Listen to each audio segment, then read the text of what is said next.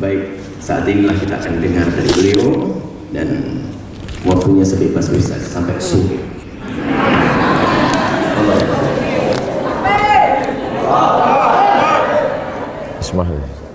Bismillahirrahmanirrahim. Assalamualaikum warahmatullahi wabarakatuh.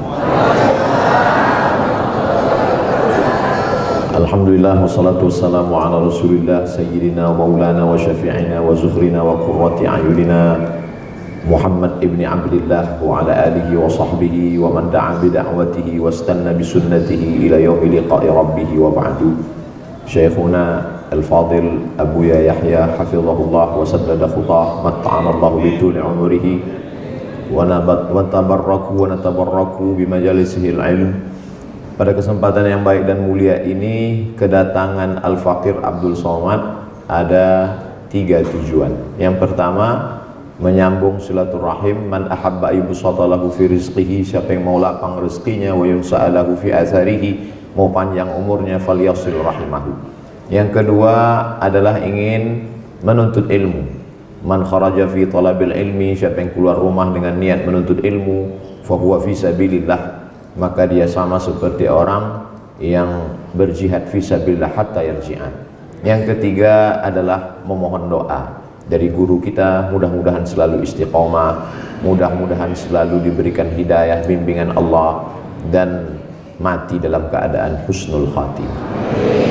Sebenarnya kedatangan Al-Faqir itu saja yang 3. Tiba-tiba sampai di sini tadi diberikan kertas, tolong Ustadz berbicara sampai jam 7.45. Jadi merubah niat di tengah ibadah itu masih ikhtilaf ulama. Jadi tidak bisa merubah niat di tengah ibadah. Tapi kata Buya, silakan berbicara sampai sore. Insyaallah. Suatu ketika Imam An-Nawawi meninggal tahun 676 Hijrah, ingin berziarah ke makam Imam Muhammad bin Idris Asy-Syafi'i, meninggal tahun 204 Hijrah. Jarak antara mereka lebih kurang 400 tahun. Imam Syafi'i meninggal di Fustat di Kairo, sedangkan Imam Nawawi berada di Damaskus, Suriah. Jaraknya lebih kurang 1.500 km. Kalau tidak percaya, ukur sendiri. Lalu kemudian Imam Nawawi dengan jarak yang jauh, dengan jarak umur yang jauh, datang mau berziarah ke makam Imam Syafi'i. Begitu beliau sampai, melihat kubah. Jadi makam Imam Syafi'i itu ada kubahnya. Begitu dia melihat kubah, air matanya menetes, bulu romanya, dia tak sanggup menahan. Akhirnya dia tidak jadi berziarah, dia pun pulang. Karena kehebatan, kemuliaan Imam Muhammad bin Idris Asy-Syafi'i. Lalu kemudian Imam Nawawi pun pulang, meninggalkan Mesir menuju Damaskus. Rupanya Imam As-Subuki mendengar berita itu, bahwa ada seorang ulama besar bernama Imam An-Nawawi datang ke Mesir. Imam As-Subuki pun datang ke Kairo, Fustat, mencari Imam Nawawi. Rupanya Imam Nawawi juga sudah meninggalkan Mesir. Dia menyusul sampai ke Damaskus. Sampai di Damaskus, ternyata Imam Nawawi tidak berada di Damaskus. Dia sudah pulang ke kampung halamannya di Nawa. Lalu kemudian Imam As-Subuki datang lagi, dan mereka mengatakan Imam Nawawi sudah menghadap Allah, meninggal dunia. Begitulah para ulama saling ingin bertemu, saling ingin berjumpa. Ulama yang karena Allah Subhanahu wa ta'ala, tak ada hasad dalam dirinya, tidak ada di dalam hatinya untuk kibr, angkuh dan sombong, dan tidak ada ihtiqar, mengecilkan orang lain. Al-Faqir Abdul Somad hari ini dimuliakan luar biasa, berada di majelis ilmu Buya Yahya hafizahullah, dan diberikan kesempatan untuk berbicara. Mudah-mudahan pertemuan kita ini pertemuan yang diridhai Allah Subhanahu wa ta'ala.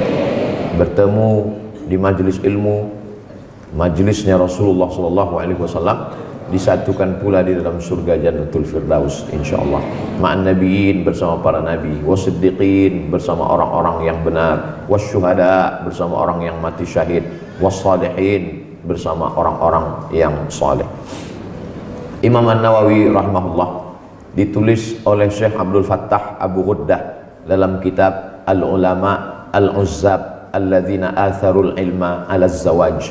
ulama-ulama yang tidak menikah karena lebih mementingkan ilmu daripada menikah. Di antaranya adalah Imam An-Nawawi, tidak menikah sampai menghadap Allah Subhanahu wa taala. Tapi ini jangan dijadikan inspirasi oleh para jombloan sejati, karena berbeda kadar keilmuan dan latar belakang. Lalu kemudian Imam Nawawi itu sebagaimana diceritakan oleh Syekh Ali Jum'ah, Imam An-Nawawi, beliau pada suatu ketika, tidak seumur hidupnya, beberapa zaman saat beliau aktif menulis, tidurnya hanya pada saat menulis, dan ketika dia mengantuk lalu kemudian kepalanya berat terjatuh pada tulisan. Lalu kemudian ketika dia sudah terbangun, dia lanjutkan lagi menulis. Itulah mengapa ketika dihitung, ternyata lembaran-lembaran kitab yang dia tulis itu kalau dihitung lebih banyak daripada usia hidupnya, karena memang hidupnya adalah untuk ilmu. Imam An-Nawawi rahimahullah dimuliakan Allah Subhanahu wa taala dalam bidang hadis. Ketika orang mengkaji di awal-awal kajian Al-Arba'un An-Nawawiyah, 40 hadis-hadis, walaupun jumlahnya lebih daripada itu. Kemudian orang akan naik lagi ke atas, mereka juga akan membaca hadis-hadis yang disusun Imam An-Nawawi dalam kitab Riyadhus Shalihin. Kemudian ketika ingin membaca kitab yang hanya isinya doa-doa dan munajat kepada Allah, maka orang juga akan kembali membuka kitab An-Nawawi yang berjudul Al-Azkar. Kemudian ketika orang membaca kitab Sahih Muslim yang ditulis oleh murid dari Imam Asy-Syafi'i bernama Imam Muslim Ibnul Hajjaj Al-Qushairi An-Naisaburi, meninggal tahun 261 Hijrah, maka banyak orang tidak mengerti makna kitab Sahih Muslim. Hadisnya sahih tapi pemahamannya sakim, hadisnya sahih tapi pemahamannya dhaif. Maka kita mesti juga membaca kitab Imam An-Nawawi. Beliau mensyarah Sahih Muslim dalam kitab berjudul Al-Minhaj Syarah Sahih Muslim Ibnul Hajjaj. Begitu ketika orang membaca kitab-kitab mazhab Syafi'i, Imam Asy-Syirazi, lalu kemudian mereka tidak paham isinya, maka mesti membaca kitab Al-Majmu' Syarah Muhadzab. Maka dalam bidang hadis, dalam bidang fikih, tidak ada orang yang tidak berhajat, membutuhkan, memerlukan imam-imam kitab-kitab Imam An-Nawawi.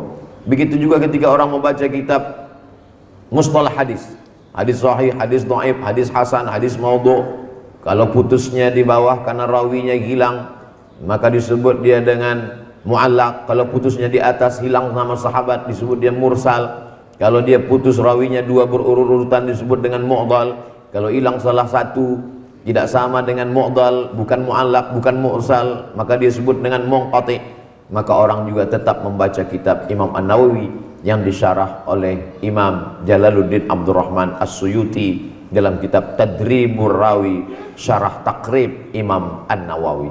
Imam An-Nawawi dengan Imam As-Suyuti jaraknya luar biasa.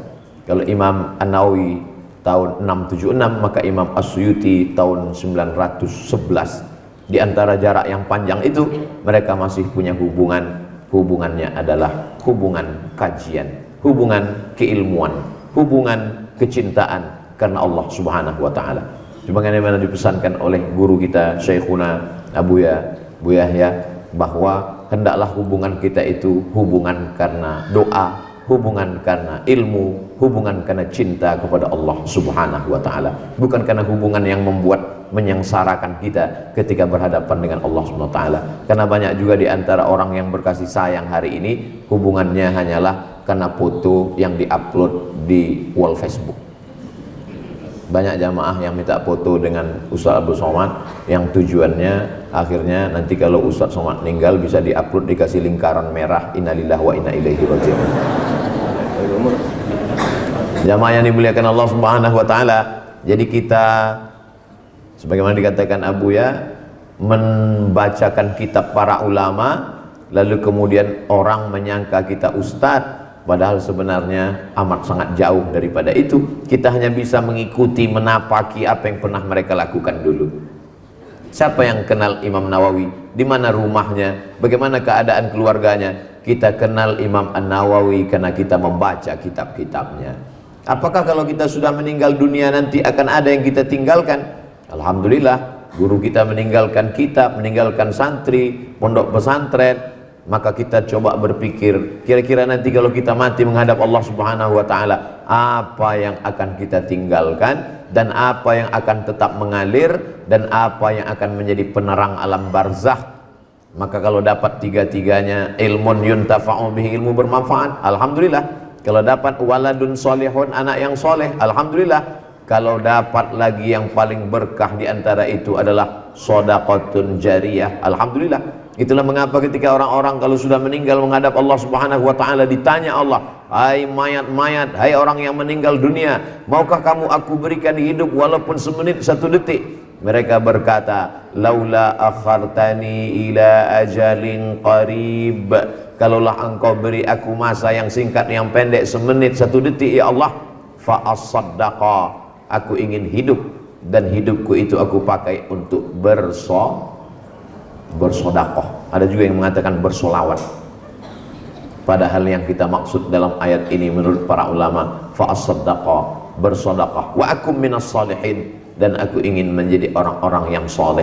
Itulah mengapa ibu bapak selalu memintakan doa kepada Allah, Rabbi habli minas salihin. Dan ketika selesai berwudu dia meminta, Allahumma ja'alni minat tawwabin waj'alni minal mutatahhirin waj'alni min ibadikas salihin. Kenapa? Karena hanya orang-orang yang soleh sajalah yang mendapatkan doa orang-orang beriman ketika mereka mendoakan dalam sholatnya, assalamu alayka ayyuhan nabiyyu wa rahmatullahi wa barakatuh, wassalamu alayna wa ala ibadillahis salihin. Mungkin ilmu kita jauh dari Imam An-Nawawi, mungkin amal kita tidak sebanding apa-apanya dengan Imam An-Nawawi. Tapi kalau kita mendekatkan diri dengan cara mengkaji kitabnya, mengamalkan amalannya, meneruskan sunnah Rasulullah SAW, maka pesan Nabi, almar'u ma'aman ahab, orang akan selalu bersama dengan siapa yang dia cintai. Majelis yang mengkaji kitab Al-Arba'in An-Nawawiyah, maka Al-Faqir Abdul Somad berharap kitab itu ditulis oleh Imam An-Nawawi. Isinya adalah hadis-hadis Rasulullah SAW, yang menjelaskan adalah guru kita Abu Yahya. Maka Al-Faqir Abdul Somad berharap bisa bersama dengan mereka bertiga dalam surga Jannatul Firdaus. Adapun jamaah bersama juga dengan mereka, cuman agak jauh sedikit tempatnya. Di situ sudah nampak apa yang dikatakan Abu Ya tadi, bahwa Ustadz itu merasa angkuh, sudah kelihatan dari omongannya. Dia merasa lebih dulu masuk surga dari jamaah. Ketika jamaah duduk tertib, adab, mendengar kajian, khusyuk, hatinya bersih. Lalu Abdul Somad yang ngomong, bicara, diberi kesempatan oleh Abu Ya, lalu kemudian berbicara, merasa dirinya mulia. Ketika dua hamba ini dibandingkan, ditimbang, bukan dilihat level, titel, status sosialnya, tapi dilihat hatinya. Antara jamaah yang hatinya rendah, menundukkan diri, merasa tidak tahu apa-apa, dibandingkan dengan Abdul Somad yang diberi kesempatan di majelis mulia, merasa terhormat. Saat itu jawab dengan, apakah pandangan Allah jatuh kepada hamba yang rendah hati atau kepada ustadz yang angkuh dan sombong? Jamaah sulit untuk menjawab, karena kalau nanti dia jawab jujur, ustadz tersinggung, berhenti, merajuk, sakit hati. Sesungguhnya banyak sekali orang menyangka bahwa hatinya dipandang Allah karena kemuliaan. Bukan. Man tawadha'a lillah, siapa yang tawadhu, rendah hati karena Allah, maka itulah yang diangkat. Illa rafa'ahullah, maka Allah akan mengangkat derajatnya. Kalau cerita masalah ilmu, maka tidak ada ilmu yang lebih hebat daripada iblis. Kenapa demikian? Karena iblis pernah satu level dengan malaikat dan pernah di surga bersama Nabi Adam alaihissalam. Jadi kalau ada orang mengaku hebat, ilmunya banyak, tapi angkuh, sombong, hasad, dengki, ihtiqar, mengecilkan orang, ujubnya luar biasa, maka kata iblis, ente belum ada apa-apanya dengan saya. Itulah mengapa kata Allah Subhanahu wa ta'ala, jangan sampai ada angkuh sombong dalam hati. Dalam sebuah hadis dikatakan, La yadkhulul jannah, tak masuk surga, man kana fi qalbihi, dalam hatinya mithqala habbatin min khardalin min kibrin, ada sombong walaupun sebesar biji sawi. Ketika tadi saya turun, Al-Faqir Abdul Somad turun menginjakkan kaki di pesantren Al-Bahjah, lalu kemudian Masya Allah para santri turun menyambut, mencium tangan Ustadz Abdul Somad. Santri yang bersalaman mencium tangan, hatinya bersih, rendah, tunduk, dia mengecilkan dirinya di hadapan Allah. Dia merasa tidak punya apa-apa, dia merasa tidak ada level apa-apa karena kerendahan hatinya itulah. Adapun Abdul Somad dengan angkuh dan sombongnya, bukan menarik tangannya, malah ngasih semua. Ayo, ayo, siapa lagi? Siapa? Silakan. Pada saat itu pandangan Allah jatuh kepada hamba yang sedang menghinakan dirinya, bukan kepada hamba yang sedang menaikkan dirinya. Makanya diungkapkan, i'jabul mar'i binafsihi unwanu dha'fi aqlihi. Orang yang ujub merasa kagum dengan dirinya, itu menunjukkan lemah akalnya.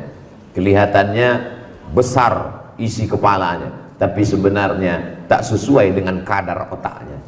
Akalnya terlalu kecil, karena sesungguhnya orang-orang yang dibesarkan Allah Subhanahu wa ta'ala, dia sadar yang besar itu bukan dia, yang dibesarkan itu dia, yang membesarkan itu Allah. Itulah mengapa selalu dia angkatkan kedua tangannya dan dia berkata Allahu Akbar.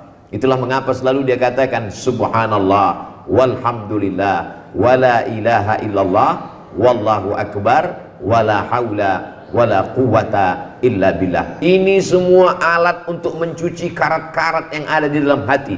Ketika Abdul Somad merasa bahwa diri dia suci, diri dia besar, diri dia hebat, diri dia, maka dia berkata yang suci hanya Allah, subhanallah. Ketika dia dipuji-puji orang, maka dia mesti mengatakan segala pujian milik Allah, walhamdulillah. Ketika orang mengatakan dia besar, maka dia mesti mengatakan yang besar itu hanya Allah, Allahu Akbar. Kalaupun dia bisa berjalan, dia bisa berkata, maka itu semua hanya kudrat dan iradat Allah. Maka dari mulutnya berkata la haula wala quwata illa billah. Kalau diucapkan dengan pemahaman, pemaknaan dan ilmu yang benar. Banyak juga orang yang berani mengucapkan subhanallah walhamdulillah wala ilaha illallah wallahu akbar, tapi maknanya tidak merasuk karena tidak dengan ilmu, tidak mempengaruhi pola pikirnya, tidak mempengaruhi perbuatannya. Akhirnya ucapan subhanallah walhamdulillah wala ilaha illallah wallahu akbar itu sama saja seperti ucapan bim salah bim abrakadabra, tidak berefek, tidak memberikan pengaruh. Itulah mengapa dikatakan dalam hadis Rasulullah SAW, Allahumma inni a'udzubika min ilmin la yanfa'. Ilmu ada tapi tak ada manfaatnya, tak ada gunanya sama sekali. Kalau bicara tentang ilmu yang banyak, maka sesungguhnya tak ada ilmu kita dibandingkan dia yang diceritakan Allah dalam Al-Quran. Walau syi'na la rafa'nahu biha, kalau kami mau kami angkat derajatnya tinggi. Walakinnahu akhlada ilal ardi, tapi dia lebih memilih tanah ke bawah rendah. Wattaba'a hawah, dia memperturutkan hawa nafsunya, namanya Bal'am. Maka dunia ini sebenarnya isinya tidak banyak, hanya 4 saja. Satu, orang yang diberi kekuasaan angkuhnya luar biasa, Fir'aun. Orang yang punya harta sombongnya luar biasa, Qarun. Orang punya ilmu tapi ilmunya dipakai untuk menjilat penguasa-penguasa yang zalim, itulah dia, Haman. Maka mereka berdua selalu disandingkan, inna fir'auna wa Haman, karena memang mereka satu kapal. Dan yang keempat adalah na'udzubillah, berilmu agama tapi ilmunya tidak dipakai untuk mendekatkan diri kepada Allah, dialah Bal'am. 4 tipe manusia kekal abadi sejak zaman Nabi Musa sampai hari ini. Jadi kita tinggal mengukur dan melihat diri kita saja. Kalau kita merasa punya kekuasaan tapi sombong, satu sel dengan Fir'aun. Kalau kebetulan kita kaya tapi kemudian kekayaan kita hanya dipakai untuk menyombongkan diri, berarti kita satu tempat, satu level dengan Qarun. Kalau kita punya ilmu yang banyak tapi ilmu itu tidak dipakai untuk mendekatkan diri kepada Allah, sesungguhnya kita bersahabat dengan Haman. Dan kalau kita na'udzubillah punya ilmu agama, mengerti tapi bukan untuk menunjukkan yang hak dan membatilkan yang batil, bukan untuk li'ihqaqil haq wa ibtalil batil, sesungguhnya sama saja dengan Bal'am.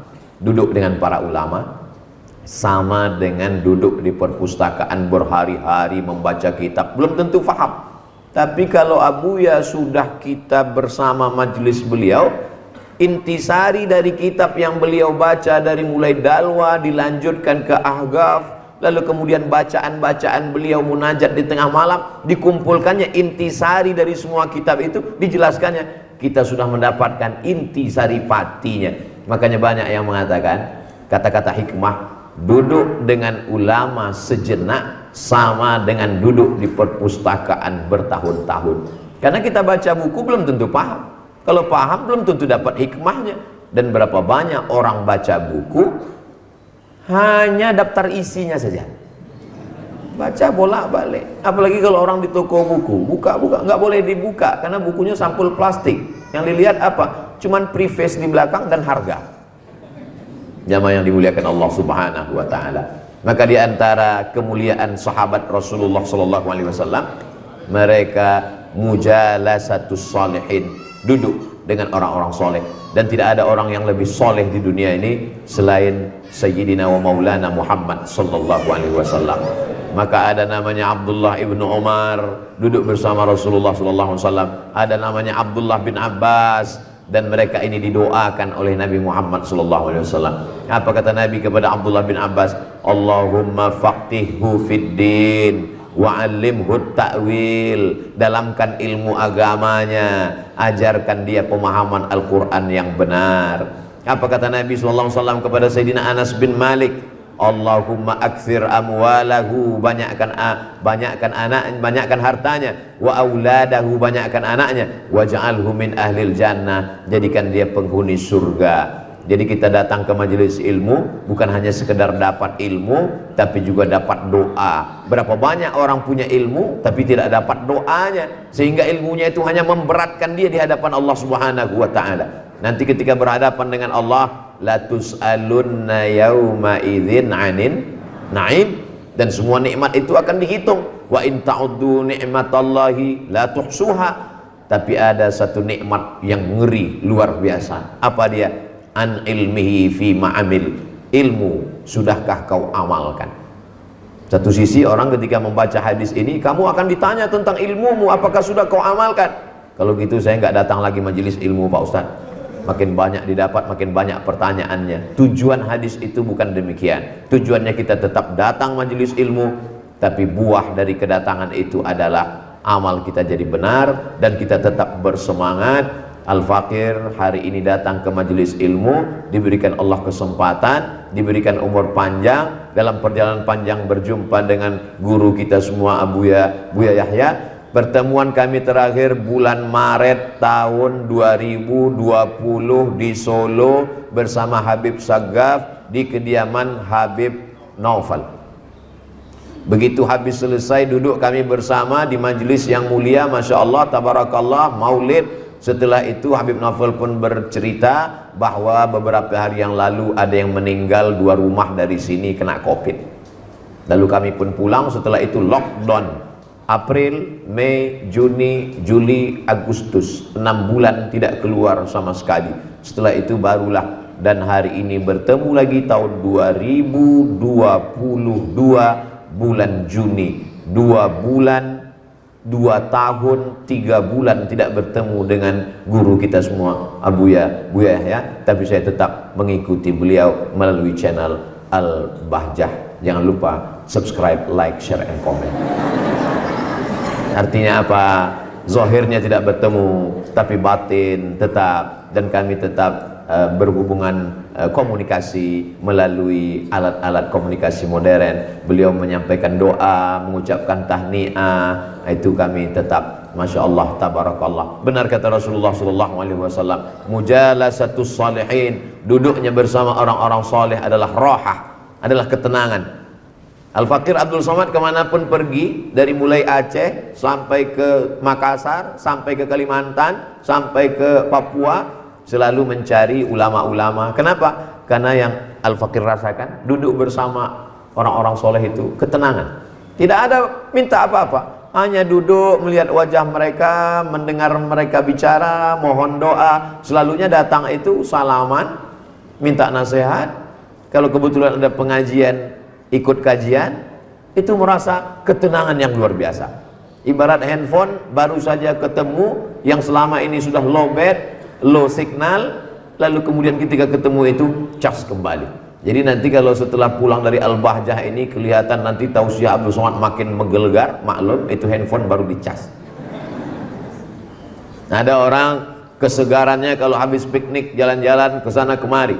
Ada orang dia semakin semangat kalau habis jogging olahraga. Lain padang, lain belalang, lain lubuk, lain ikannya, lain orang, lain kebiasaannya. Al-Fakir Abdul Somad, saya kalau ingin membangkitkan semangat, makanya jamaah selalu bertanya, Ustaz olahraganya apa? Kamu nyindir karena saya kurus. Ustaz makanannya apa? Minum suplemennya apa? Selalu mengunjungi para ulama, baik yang masih hidup maupun yang sudah meninggal dunia. Kenapa? Karena itu yang dilakukan dulu oleh orang-orang soleh. Karena mereka tidak hanya sekedar mendapatkan ilmunya, tapi doanya. Berapa banyak orang berilmu tapi tidak dapat doa, tak ada barokahnya sama sekali. Barokah ziyadatul khair. Ziyadatul khair, umur mungkin tidak panjang, tapi kebaikannya panjang. Di antaranya Imam An-Nawawi. Mungkin ilmu tidak banyak, tapi kemudian barokahnya banyak, sehingga itulah yang diharapkan. Makanya kita kalau mendoakan orang itu yang didoakan barokahnya. Ada kedua mempelai kita doakan barokah, barakallahu lakuma wa baraka alaikuma wa jama'a bainakuma fi khair. Ada anak yang baru lahir yang kita doakan barokahnya, barakallahu laka fil mauhub wa syakartal wahib wa ruzikta birrahu wa balagha asyuddahu. Ada orang yang umurnya bertambah yang kita doakan barokahnya, barakallahu fi umrik, barokah, barokah, barokah. Barokah diambil dari kata barokah yabruku, artinya onta yang turun ke tanah. Saya punya onta, ibu punya onta, bapak punya onta, saya punya tanah, ibu punya tanah, bapak punya tanah. Tanah kita kosong, tapi tiba-tiba ada seekor onta datang dan onta itu memilih, kira-kira di tanah mana aku akan turun. Setelah dia pilih, akhirnya onta itu turun di tanah milik saya. Loh, tanahnya kan 3 Pak Ustadz, tanah Ustadz, tanah ibu, tanah bapak. Kenapa onta itu turun di tanah Ustadz? Ya yang ngomong saya ya terserah saya. Maka ketika onta itu turun di tanah saya dapat bulu onta, saya dapat kulit onta, saya dapat daging onta, saya dapat manfaat kendaraan onta. Maka arti barokah, tanahnya sama tapi ada kelebihan. Begitu juga dengan umur, begitu juga dengan usia, begitu juga dengan ilmu. Maka insya Allah dengan istiqomahnya kita di majelis ilmu ini, kita mendapatkan barokahnya insya Allah. Kenapa Ustadz itu ngomongnya cepat sekali? Itu salah satu min alamatil grogi.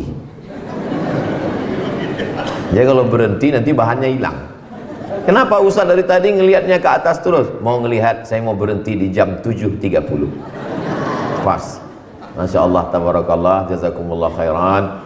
Guru, itu yang dapat Al-Fakir sampaikan untuk jamaah. Mudah-mudahan jamaah mendoakan senantiasa kita istiqamah. Barakallahu fikum wa jazakumullah khairan. Wassalamualaikum warahmatullahi wabarakatuh. Wa iyyakum. Wa iyyakum. Kurang ya?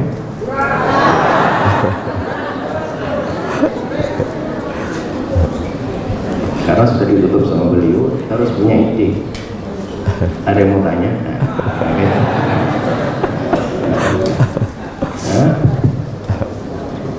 Ada yang mau tanya? Mumpung jadi kalau bisa diundur-undur sampai nggak pulang-pulang. Yang satu mikir lagi nanti apa kira-kira? Allahu Akbar, Allahu Akbar. Masya Allah. Ada yang mau tanya? Baik.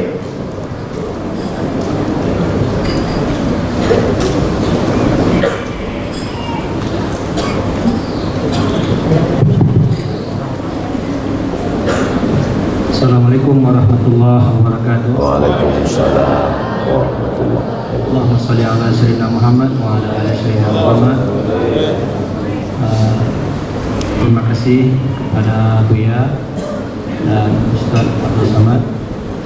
Pada kesempatan kali ini yang ingin saya tanyakan ini terkait juga dengan figur ulama kita dari Ahlus Sunnah wal Jamaah. Kalau kita perhatikan di media sosial, banyak oknum-oknum dai kami lihat itu justru menjatuhkan figur ulama beliau. Beliau katakan Imam Al-Ghazali itu orang yang fakir dengan ilmu hadis. Jadi dengan statement yang seperti itu banyak menimbulkan keraguan dari umat Islam. Oh, ternyata dalam kitab Ihya itu banyak hadis-hadis yang dhaif. Bagaimana penjelasan Ustaz? Terima kasih. Assalamualaikum warahmatullahi wabarakatuh. Waalaikumsalam. Pada sini. Kita lihat bagaimana ulama dulu membaca kitab ulama sebelumnya. Al-Hafiz Al-Iraqi, kalau disebut Al-Hafiz itu berarti dia hafaz 300,000 hadis, 300,000 hadis. Salah satu ahli hadis bernama Imam Al-Hafiz Al-Iraqi. Dia membaca kitab Ihya Ulumuddin, lalu dia keluarkan takhrij. Takhrij artinya menuliskan status hadis-hadis yang ada dalam kitab Ihya. Jadi kalau kita beli kitab Ihya yang dicetak sekarang, itu di footnote-nya ada takhrijnya. Hadis sahih, hadis dhaif, hadis hasan, hadis sahih, hadis dhaif, hadis hasan. Itu yang pertama kali ulama hadis yang luar biasa membaca itu adalah Imam Al-Hafiz Al-Iraqi. Dan Imam Al-Iraqi tidak pernah menyerang Imam Abu Hamid Al-Ghazali. Begitu ulama dulu memuliakan Imam Al-Ghazali. Apa pelajaran dari sana?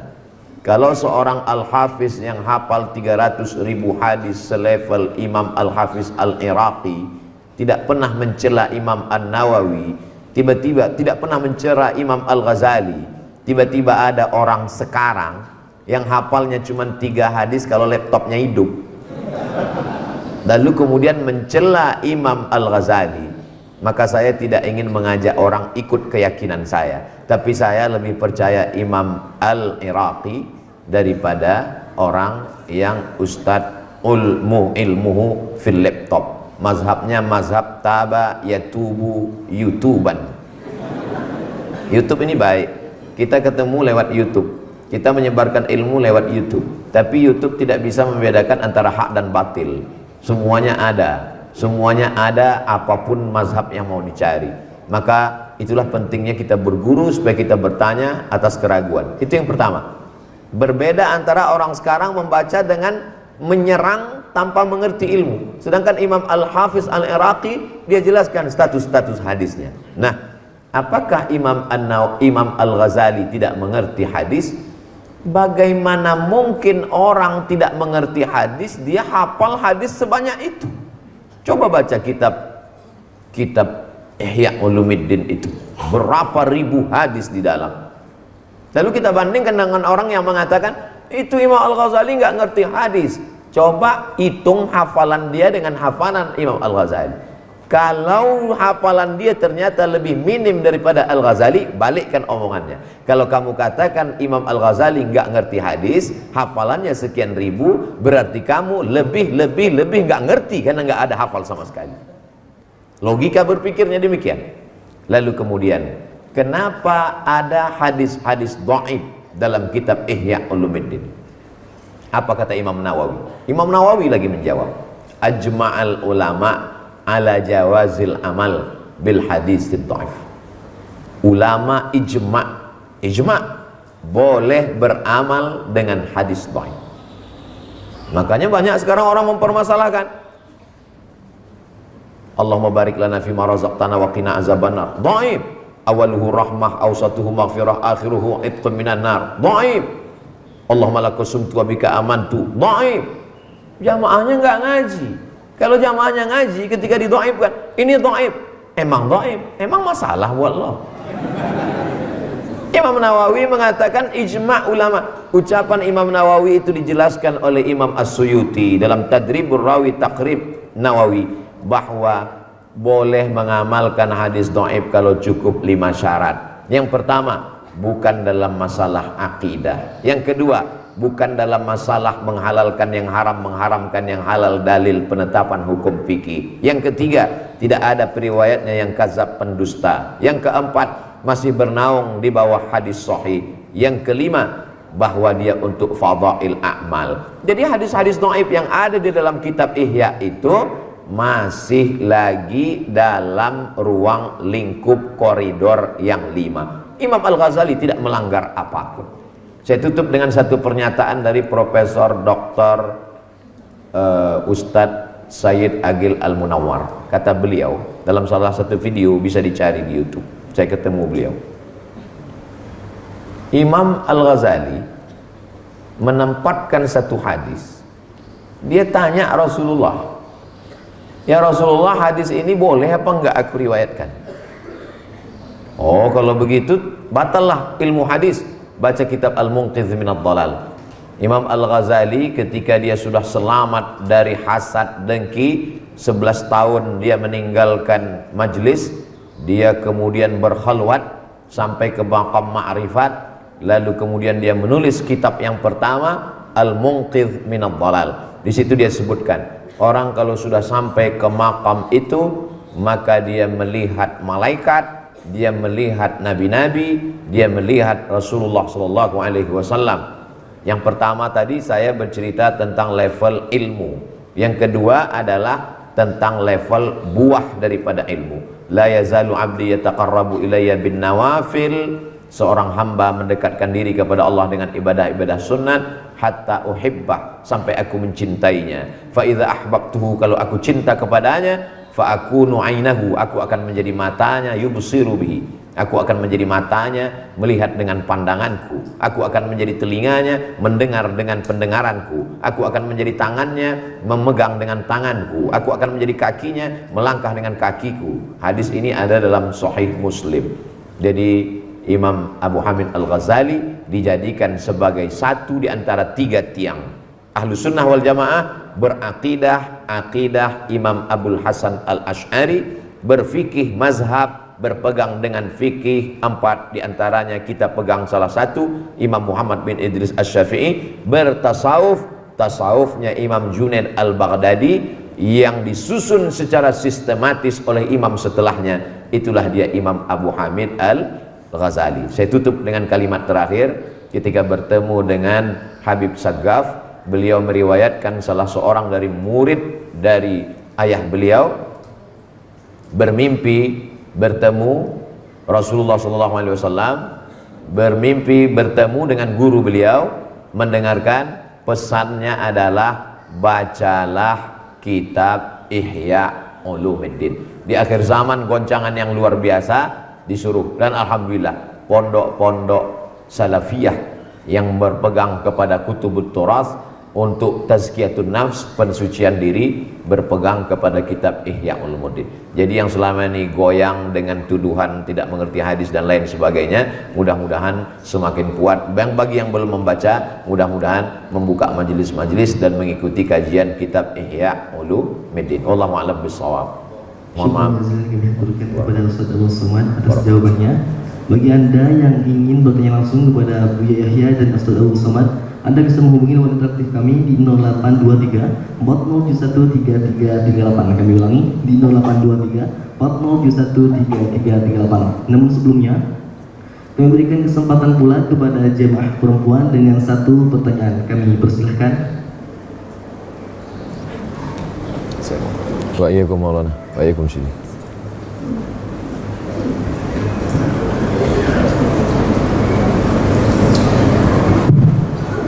Bismillahirrahmanirrahim. Assalamualaikum warahmatullahi wabarakatuh. Allahumma sholli ala Muhammad wa ala ali Muhammad. Kepada yang kami hormati Ustaz Abdul Somad, ada beberapa pertanyaan yang ingin saya tanyakan terkait yang Ustaz tadi jelaskan tentang Ustaz mencoba untuk berjumpa dengan para ulama supaya Ustaz bisa mendapatkan keberkahan dari para ulama tersebut.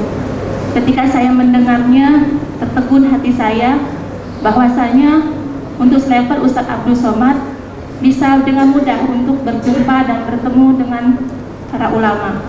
Sedangkan kami, khususnya saya yang orang awam, yang orang yang memang fakir dalam ilmu agama, terkadang saya mencoba untuk menyuruh anak-anak saya ketika ada kajian seperti ini ya Ustadz, yang tidak saya duga bahwa Sebenarnya kedatangan kami di sini tadinya hanya untuk menjenguk seorang anak kami yang kebetulan seorang santri tahfiz di Al-Bahjah. Kemudian pagi ini baru kami tahu bahwa Ustaz Abu Somad mengisi kajian di pagi ini. Nah, yang ingin saya tanyakan adalah apakah salah ataukah apakah suatu hal yang suatu berlebihan jika saya menyuruh anak saya apabila ketemu dalam kajian seperti ini, saya menyuruh mereka untuk salam dengan ustadz atau ulama tersebut, Ustadz.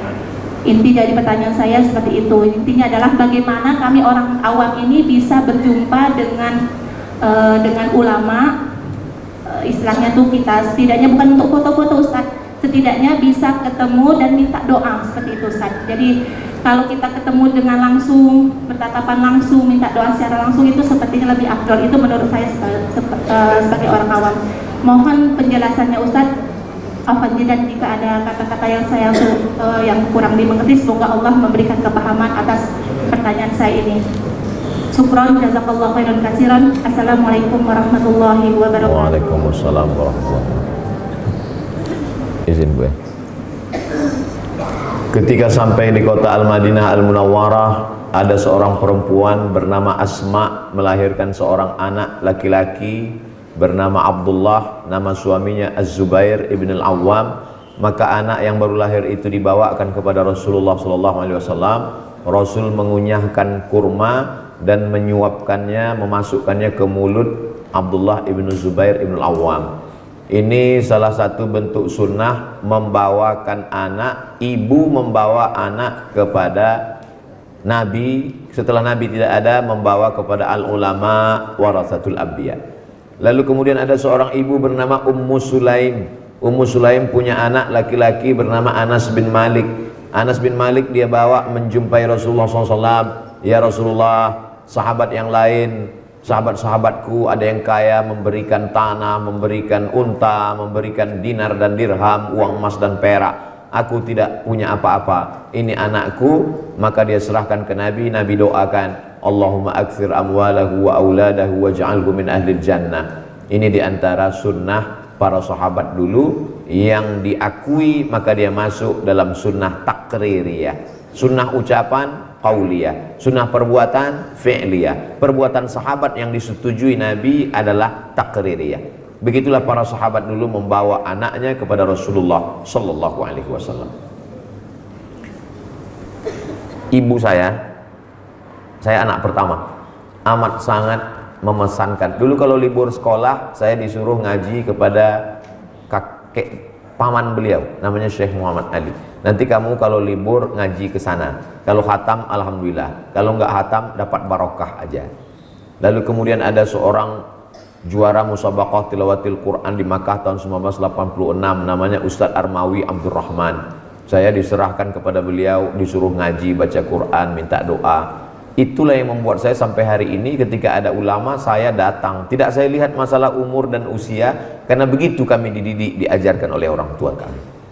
Adapun masalah bisa salaman atau tidak, itu tentu melihat situasi dan kondisi ramai atau tidaknya. Kalau Ustaz Somad ketemu orang kan mudah saja, itu kan sekarang. Kalau dulu ketika kami tahu bahwa ada Syekh Yusuf Al-Qaradawi datang ke Mesir, dia tidak boleh datang, dia hanya boleh datangnya pada musim panas dan bicaranya di masjid hanya masalah keluarga, masalah politik nggak boleh. Kami dapat kabar Syekh Yusuf Qaradawi katanya sedang ada di Kairo. Langsung kami naik bis rame-rame dengan kawan-kawan pergi menyeberang Sungai Nil sampai ke Ajuzah. Di situ ada masjid yang didirikan oleh anak dari Syekh Khalil Al-Khusari yang kemudian jadi artis taubat. Dia kumpulkan artis-artis taubat. Malam itu kami hadir, Syekh Yusuf Qaradawi menyampaikan tausiah menggelegar berapi-api. Kami nggak paham karena mahasiswa baru. Dan setelah beliau selesai acara, kami rebutan air minumnya, dan semua yang rebutan itu orang Indonesia.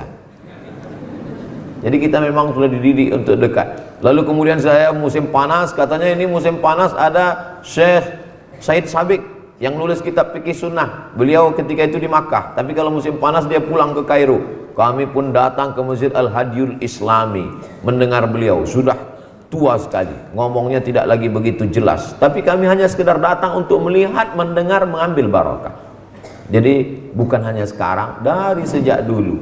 Begitu juga dengan para masyayikh siapapun itu, kalau datang untuk mendengar musyafahah, mendengar riwayat-riwayat dari mulut mereka, kalau kebetulan ketemu bisa dekat ijazah dan lain sebagainya. Itulah yang saya lakukan dari dulu, dididik orang tua sampai hari ini. Sehingga kalau ada ibu-ibu membawa anaknya mendekatkan dengan majelis ilmu, itu sesungguhnya adalah pendidikan pelajaran yang luar biasa. Itu berkesan dalam hati dan pikiran mereka, dan mendoakan para alim ulama. Wallahu a'lam bishawab. Syukran jazilan kami haturkan kepada Ustaz Somad atas jawabannya. Baik Buya, Ustaz Muhammad nampaknya telah masuk untuk telepon, kami sabar terlebih dahulu. Assalamualaikum. Waalaikumsalam. Mari kita bersalawat terlebih dahulu Ibu. Allahumma sholli ala sayyidina Muhammad wa ala ali sayyidina Muhammad. Dengan Ibu siapa dan dari mana? Ibu Retno dari Lampung. Baik Ibu, silakan bisa bertanya langsung kepada Buya atau Ustaz Somad.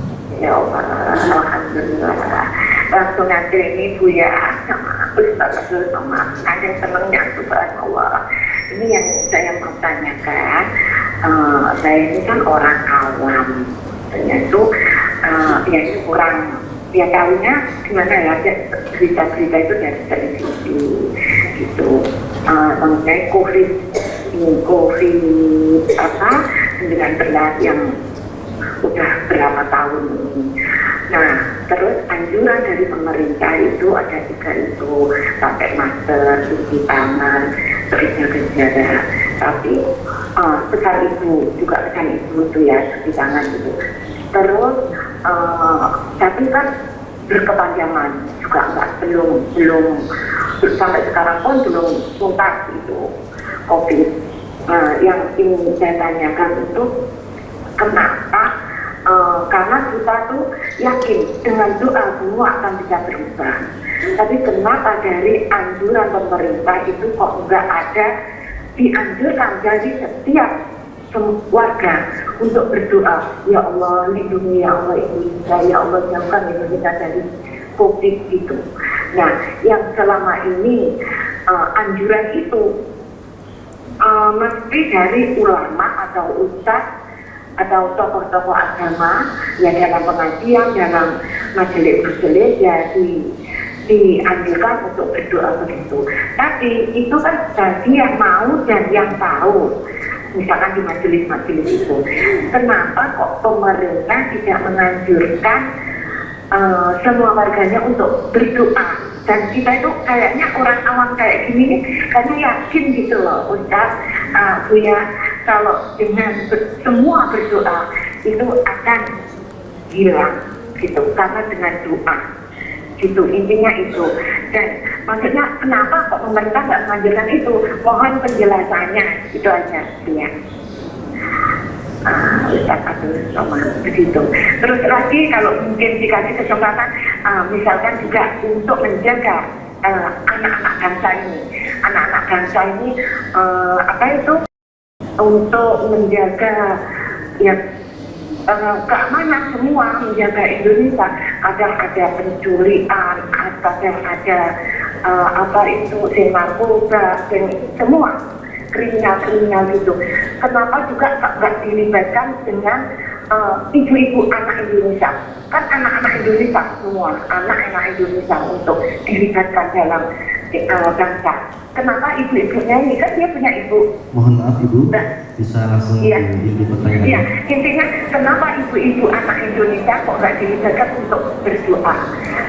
Suatu contoh ini, waktu tahun berapa itu ada musibah Sulawesi tsunami, karena dengan doa ibunya minta 1 minggu yang lalu, yang sebelumnya itu minta doa, minta kita, alhamdulillah dia selamat dan dia berangkat gitu. Maksudnya doa itu loh Ustaz, kenapa kok pemerintah nggak menganjurkan doa? Gitu aja. Mohon pencerahan dan penjelasan. Terima kasih. Wassalamualaikum warahmatullahi wabarakatuh. Salam. Buya Yahya memberikan isyarat supaya saya yang menjawab. Yang pertama, pemerintah sudah menganjurkan untuk berdoa. Cuman mungkin anjurannya kurang viral. Anjuran berdoa di masjid tidak bisa dilakukan karena masjidnya tutup. Berdoa di rumah masing-masing.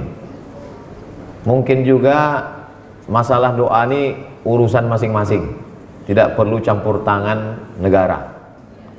Jadi ibu-ibu dengan power emak-emak berdoa masing-masing, mendoakan anak-anaknya. Jadi masalah keterlibatan pemerintah melalui protokol kesehatan, melalui anjuran adalah bagian dari kewajiban ulil amri. Ati'ullah wa ati'ur rasul wa ulil amri. Karena tugas daripada pemimpin, kata Imam Al-Mawardi dalam kitab Al-Ahkam As-Sultaniyah, di antara kewajiban pemimpin adalah ra'id din wa siyasatud daulah, menjaga agama dan menjaga negara. Di antara menjaga adalah doa, karena ikhtiar tidak bermakna tanpa doa. Tidak ada anjuran, kita tetap mendoakan negeri ini aman, ibu-ibu mendoakan anak-anaknya supaya selamat dari narkoba dan lain sebagainya. Sebagai salah satu contoh, saya beri satu contoh untuk menjawab pertanyaan ini. Ada seorang ibu yang anaknya pecandu narkoba, sudah dinasehati nggak mempan, akhirnya dia tawaf, dia bawa air zam-zam 1 dirigen, doanya cuma satu, supaya anaknya sembuh dari narkoba, sembuh dari narkoba, sembuh dari narkoba. Setelah itu dia pulang, dia kasih minum, dia mandikan, anaknya sehat.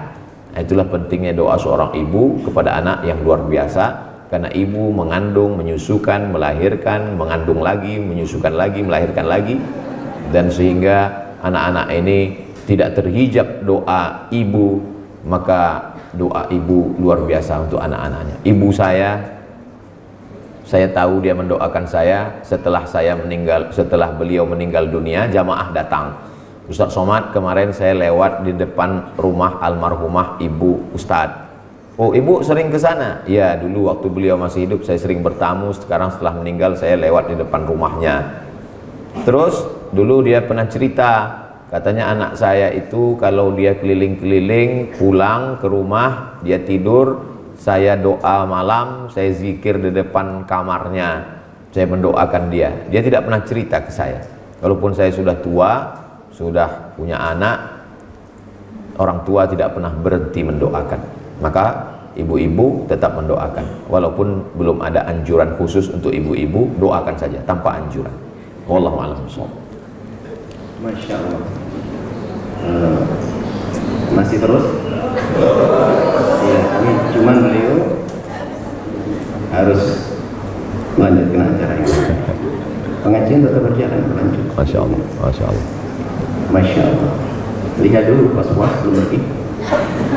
Masya Allah. Jazakumullah. Oh iya, Bro. Oh iya, kalau tak doa, nanti lanjut lagi, pengajian masih ada. Minta doa kepada beliau.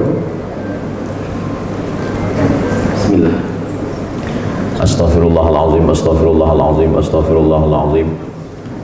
Ila hadratin Nabi Mustafa Muhammadin sallallahu alaihi wasallam wa alihi tayyibin at-tahirin wa ashabil mayamin wan nabiyyin was siddiqin wa syuhada was salihin wal malaikatil muqarrabin wal ulama'il amilin wal awliya'is salihin wa ala hadhihi niyyah wa kulli niyatin salihah. Al-Fatihah.